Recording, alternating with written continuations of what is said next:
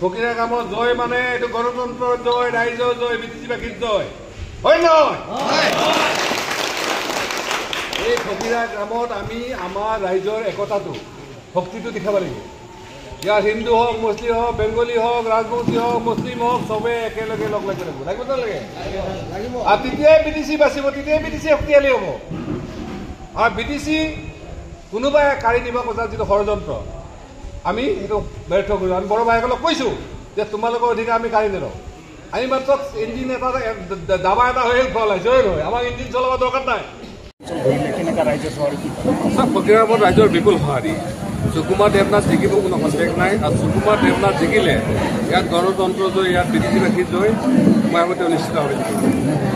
আজি আপোনালোকৰ এটা কাৰ্যালয় স্থাপন হোৱা অৱস্থাতে মানে ৰাতি দুষ্কৃতিকাৰীয়ে জনাইছে, এই ক্ষেত্ৰত মই ধিক্কাৰ দিছোঁ আৰু সেইসকলে সকীয়াই দিছোঁ যে DSP কাৰ্যালয় কি কয় সুকুমাৰ দেৱনাথৰ কাৰ্যালয়ত যিসকলে জ্বলাইছে তেওঁলোকে নিজে জ্বলিব। আৰু খবৰদাৰ কৈছোঁ আমাৰ ৰাইজৰ কাৰণে কৈ দিছোঁ আজিৰ পৰা যাতে সকলোৱে মানে কি কয় ডিউটি দিয়ে। গতিকে আমাৰ হাজাৰ হাজাৰ মানুহ আছে ইয়াত, গতিকে সকলোৱে যাতে ডিউটি দিয়ে। অকল মানে কাৰ্যালয় নহয়, কোনো মানুহৰ যাতে হিন্দী নহয়, কাৰণ এই সকলে দুষ্কৃতিকাৰীসকলে আকৌ কিবা কিবি কৰাৰ ধান্দা কৰিব। সেইকাৰণে সকলোৱে সজাগ থাকক আৰু তেওঁলোকক আমি দেখিম তেওঁলোকে কিমান চেলেঞ্জ কৰে। চাওক, আমি 11টা সমষ্টি আছে, তাৰ ভিতৰত আমি 7টা বা 8টা জিকাৰ কাৰণে অলৰেডি আমাৰ ইতিমধ্যে সেৱাটো আৰম্ভ হৈছে। আমি ভাবোঁ 2-4 দিনত আমি ক্লিয়াৰ হ'ব। আৰু এই চেগতে ফকিৰা গাঁৱৰ আমি এটা জ্বলন্ত বিষয় বিশেষকৈ আপোনালোকে জানে যে আমাৰ ৰাজবংশী ভাইসকলৰ সকলোৱে মিলি দিলীপ বৰ্মনক কেণ্ডিডেট দিছে। আমাৰ ৰাইজেও দৃঢ় হৈছে যদি আমাৰ ভোটটো ডিভিজন হয়, কাৰণ ৰাজবংশী ভাইসকলে বিশেষকৈ BJP কেণ্ডিডেটক অৰূপ দেক হেৰুৱাৰ কাৰণে তেওঁলোকে মানে হেৰি হৈছে, কাৰণ BJP তেওঁলোক কেণ্ডিডেট নিদিলে। মই তেখেতক এটাই বিনম্ৰ অনুৰোধ জনাম যে ফকিৰা গাঁৱৰ যিটো ইতিহাস, আজি ৰাজবংশীসকলৰ একতা ভোটৰ ক্ষেত্ৰত কমি আহি যোৱাবেলি মাত্ৰ 34টা অংগতে ছাপোৰ্ট দিয়াৰ পিছত BPF চাওঁতে মাত্ৰ 4,000 ভোট পাইছে, 4,000 পোৱা নাই। এইবাৰ 4,000-5,000 আশে-পাশে হ'ব। যদি সঁচাকৈ সুকুমাৰ দেৱনাথ বা BJP হাৰায়, জিকিব কোন? আজিৰ দিনত জিকাৰ অংকত কোন আছে? জিকাৰ অংকত একমাত্ৰ সুকুমাৰ দেৱনাথ আছে। গতিকে তেওঁলোকক অনুৰোধ যাতে তেওঁলোকে ভোটটো নষ্ট নকৰি মানে সুকুমাৰ দেৱনাথৰ যাতে ফালে যাতে ভোটটো দিয়ে।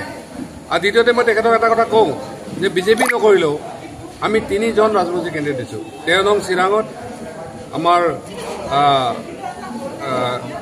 13 নঙত আমি ছোৱালী এজনী দিছোঁ, ব্ৰহ্ম, তেওঁ আমাৰ ৰাজবংশী বোৱাৰী। তাৰ লগতে আমি থুৰিবাৰীত আমাৰ চৌধুৰী বিপুল চৌধুৰীক দিয়া হৈছে, বাবুল চৌধুৰী, তেওঁ ৰাজবংশী লোৱা হয়। ঠিক তেনেকৈ আমাৰ মুদৈবাৰীত নিতুল ডেকাক দিয়া হৈছে, তেওঁ আৰু তেওঁলোক 3জনে কিন্তু আজিৰ দিনত প্ৰায় জিকাৰ সম্ভাৱনা আছে। মই সেইকাৰণে ৰাজবংশী ভাইসকলকো কৈছোঁ, মাইনৰিটি ভাইসকলক কৈছোঁ, আমাৰ বেংগলী ভাইসকলক কৈছোঁ যে এইবাৰ অকল সুকুমাৰ দেৱনাথ জিকিলে নহ'ব।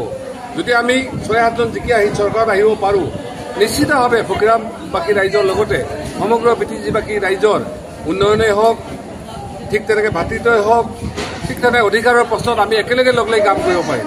সেইকাৰণে সকলোকে আহ্বান জনাই যাতে সকলোৱে একলগ হয়। উঠিব, ইঞ্জিন চলাব নাযায় আৰু BJP পৰিস্থিতি হ'ব।